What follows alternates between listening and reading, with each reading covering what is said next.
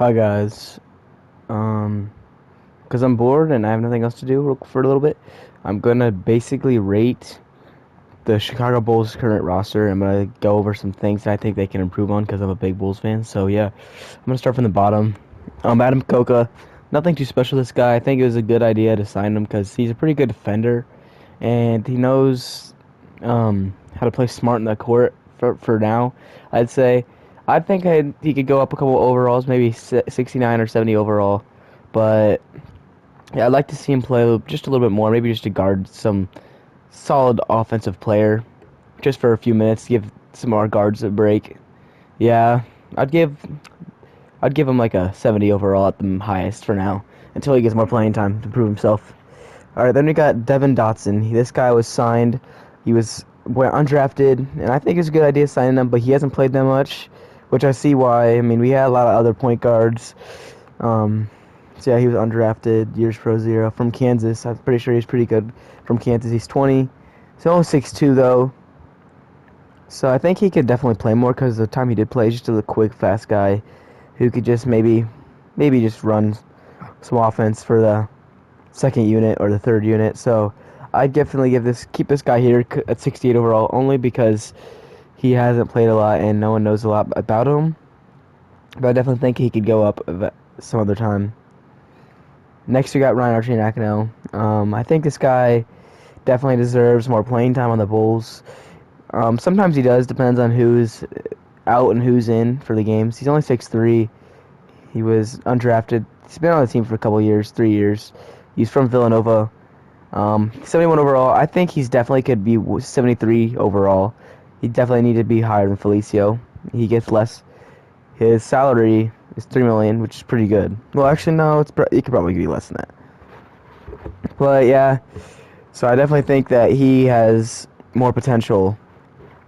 He needs to play more. I think that yeah, he should be a 72 or 73 overall. Only 2K probably only rated him this because he doesn't play a lot. But yeah. Now Felicio, like I said, no one likes this guy if you're a Bulls fan. Other people think that he's the GOAT, like just pretend like the Alex Caruso type guy, but he really is straight up garbage, and he's probably the worst player on this list. He's only 72 overall because 2K said 2K probably thinking a guy that gets 7.5 million a year should be a 72 overall at least, or can't be the worst player on the team. But he really is, so I think that he needs to get. He should have never been signed in the first place. Good. I'm glad he's undrafted. He's been in the Bulls. He's lasted 5 years somehow. It's just disappointing as a Bulls fan. But this is his last year, his contract, and if we re-sign him, I don't know what's going on. He's definitely gonna get waived, or he's not gonna get re-signed with the Bulls. I'm gonna tell you that because he never plays and he's straight garbage. All right, next, yeah, he needs to be 60, 66 overall. Okay, next up we got Luke Cornett. I think this guy is kind of rightly rated. I think that I'm glad that he was rated over the Cristiano Felicio because if he didn't, then that'd just be so terrible. I mean, it's good that he only makes 2.5 million, about 2 million a year. This should be his last year, or a couple last year. He doesn't play that much. I think he could be used a little bit more. I think if he used a little bit more and played a little bit more in the second unit or something, I think he could become a 74 overall. That's the most. I think he's pretty good rated. So, yeah, he needs to go too, though. He just straight out doesn't need to be on the team. Now we got Garrett Temple. I actually like Garrett Temple. A lot of times, most games he comes off the bench, or sometimes starts when he got injuries. But most of the time he starts. I mean, sits the bench. 2K had him as 73 overall. I think that's completely incorrect. He's a veteran. He's been around for a while. I think he needs to be. He definitely needs to be moved to a 75 overall. I'd say 75 or 76 is his max for right now because he's just been playing so well, and it's only 1 year. And I think that he could be paid a little bit less, maybe 4 million flat instead of 4.77 million per year. I think that he should be moved to a. I'm gonna say 75 overall and $4 million a year for 1 year. Definitely, I like this guy. Next, we got Chandler Hutchison. Um, I like Chandler Hutchison. I think that he has a chance to be a really solid bench player on the Bulls or any team. Eventually, when he leaves, but he definitely has injury prone so far in his career, and I think that's what's been holding him back. I think that he's either needs to be up one more overall, or he's good right now. I think he's okay, pretty good rated, but this guy needs to stay healthy, Chandler Hutchinson, and he's definitely one of our rotational players if he stays healthy. All right, next we got a rookie, Patrick Williams. I think it was a really good pick so far in the last couple games. He's been struggling, but he's definitely still a rookie. So you still got to give him that. He's made some simple mistakes, which all rookies do, and even some players that are not close to rookies on the Bulls make mistakes. I think he's actually a starter now. I think that he could have been held off to be a starter maybe for the second half of the season, but he's already shot out to be a starter, and I think he's averaging either 10 or close to 10 points around there. 75 overall is pretty good so far since he is a rookie. Next, we got Thomas Satoransky. Sorry, I like this guy off the bench. He makes quite a bit of money, which kind of sucks. But I think this is either last year or second to last year. I don't see us re-signing him just because he's old, and also doesn't bring a ton to the table. But he does bring some pretty good offense off the bench, which I do like. So I'm gonna say this guy, Thomas Satoransky, stays 76 overall or goes down 1 overall, just because sometimes he's not super great on defense, but I like Thomas Satoransky for the most part. Next, we got Denzel Valentine. Now Denzel Valentine was almost a lottery pick back in 2016. 2016, am I right? Yeah. I like Denzel Valentine. I think that he is rated okay. I think he could go down. I just think that when Chandler Hutchins is healthy, he could be a much better player than Denzel Valentine. So I think that Denzel Valentine is okay for now because he's stayed somehow healthy for this year. If you're a Bulls fan, you know this guy can't stay healthy, but he's pretty good at shooting, I'd say, for the most part. If this guy just stays healthy, he's pretty good at passing. I think his contract's pretty okay. This is his last year. He got re-signed 1 more year. I don't see us re-signing him unless he shows us that he can be a really good bench player for our future, because we're gonna start competing next couple years.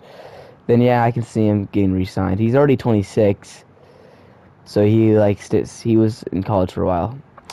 Got Daniel Gafford, one of the Bulls' best bench players. Recently been starting because Wendell Carter Jr. is out because he collided with Denzel Valentine, and now apparently he's out for 4 weeks. All I'm gonna say about Daniel Gafford is I feel like I would rather him. I like his contract. He is only a sophomore in the league. He's only second year, so I like Daniel Gafford. I like his hustle off the bench. I like him coming off the bench for now, because especially since he just hasn't developed from starting. I like him off the bench. I think that he could be a pretty good bench player in this league. He just brings so much hustle and energy off the bench, but the last couple games when he started, it hasn't been so good. He's kind of been not scoring any points, so I'd rather him. I know some people are debating if he's even worse than Wendell Carter Jr. I say for now he might just be a little worse than Wendell Carter Jr. But overall, I really like this guy. I think that he's perfectly rated. Maybe 1 more overall. Next, you got Thaddeus Young. Now, I really like Thaddeus Young. He's a veteran. He's been in the league for a while. He drafted 2007 or something, I believe. But basically, how I think about him is, I think that he needs to stay in the Chicago Bulls. I think this is his last year. As long as the Bulls could maybe get him on a cheaper contract. Oh shoot, I know that he has been performing very well, and I am glad he is on the Chicago Bulls, because he's the reason why we've been winning some of these games. And I think that he has something to prove. He's 78 overall. I think that's his best overall in the past 3 years or something. But yeah, he's been scoring a lot of points. I think that he could continue to produce lots of points in the future, I think he gets lots of points, takes those charges, just a hustler on defense, on offense. I like that. He's young, but I wish his contract was a little less. I think he's perfectly rated. Kobe White. Kobe White, he got extension this year, or he just got more money. He is Kobe White. I like him. He has a lot of potential, but yeah, he is 70 overall. He has not been performing very well these past few games. If you're watching the Bulls a lot, he's just been not scoring a lot of points. I know you don't have to score a lot of points to produce, but he just hasn't been scoring a lot of points. I think that he could be a true point guard. Some people debate if he's even a point guard. I think that he can become a point guard, but he just needs more practice. He needs to get mentored by a true point guard. I know Thomas Harris is a true point guard, but I think the Bulls should sign a veteran point guard, someone like Derrick Rose or Isaiah Thomas soon to help Kobe White out. I know Kobe White's I know those people are not any extremely better than him. I just think that if he learns how to play the point guard better and how to score points consistently, I think he can be easily an all-star in a couple years, easily. But he is getting quite a bit of money for right now. I think he could be. He's rated right, but I think he needs to get less money. Wendell Carter Jr. He is not okay. I don't want to say he's not been doing good. He's been doing all right. Do I think he could be doing better? Do better? Yeah, I think he could do better. But he's just so average sometimes, and I just think that he needs to. He's on an okay contract, I'd say. He could easily be an 83 overall if he just played a little bit better offense. He's pretty good defense. He just got to stay consistent on offense and defense. And yeah, I think he's perfectly rated, just maybe a little bit higher soon. Otto Porter. This guy might be one. Oh, my bad. Let me explain. This might be one of my least favorite players on the team.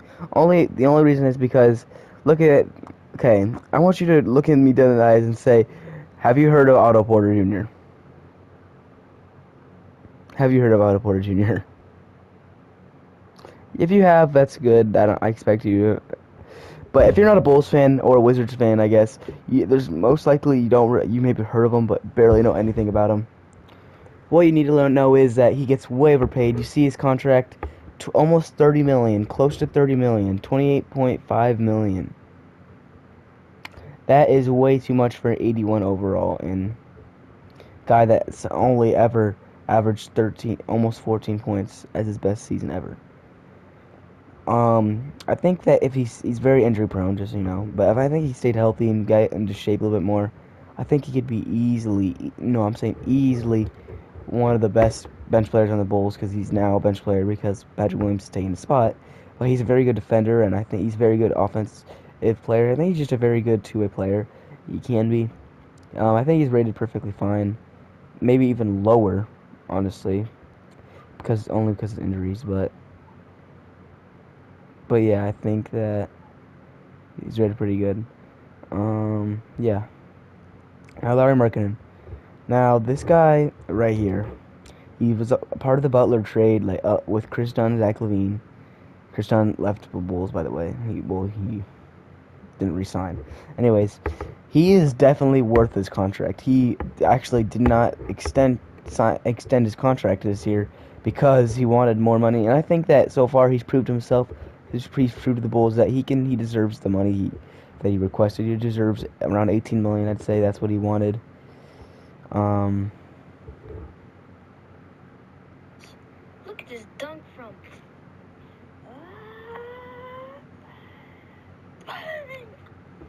Anyways, I think that he deserves $18 million, but he didn't extend, which is unfortunate. But he's a restricted free agent next season, so I think we have a chance to re-sign him, which I think we do. I think we will, as long as he doesn't request tons of money, which I don't think he will. I think that we have a smart enough general manager now to know how to handle players like him. He's definitely been improving. He's definitely shocked me. I thought he was going to be very injury prone like he has in the past and barely ever play. But now, let's move on to Zach LaVine. Oh, I think he's perfectly rated. I think he has a chance to be even higher rated, but I think for now he's perfectly rated. Um, Next we have Zach LaVine. Now, Zach LaVine, I feel like his contract's pretty good. 19 million a year. No, I think less than that. Contract's pretty good, especially when he averages almost 28 points per game. I think that He makes 19 million a year. That's pretty good. That's $10 million. $10 million less than Otto Porter. Let that just sink in for you. Let that just sink in for you. And you've heard of Zach LaVine, and definitely going to be an East All-Star. I'm sorry to say it, but he definitely was snubbed last year. Because there's a lot of All-Stars, I get it, but this guy's got to be an All-Star. If you're going to put Kyle Lowry in the All-Star this year, then you're putting Zach LaVine in this year, because he's definitely been better. He's pretty close to. He's either the best or close to the best shooting guard in the East. If you don't consider Jimmy Butler a shooting guard, I consider him a small forward these days. But I think that he's perfectly rated. I think he could be an 88 and the 88 to 89 overall easily, as long as he is getting better at defense. He's not known for his defense, but he is definitely getting better at defense. He's trying better.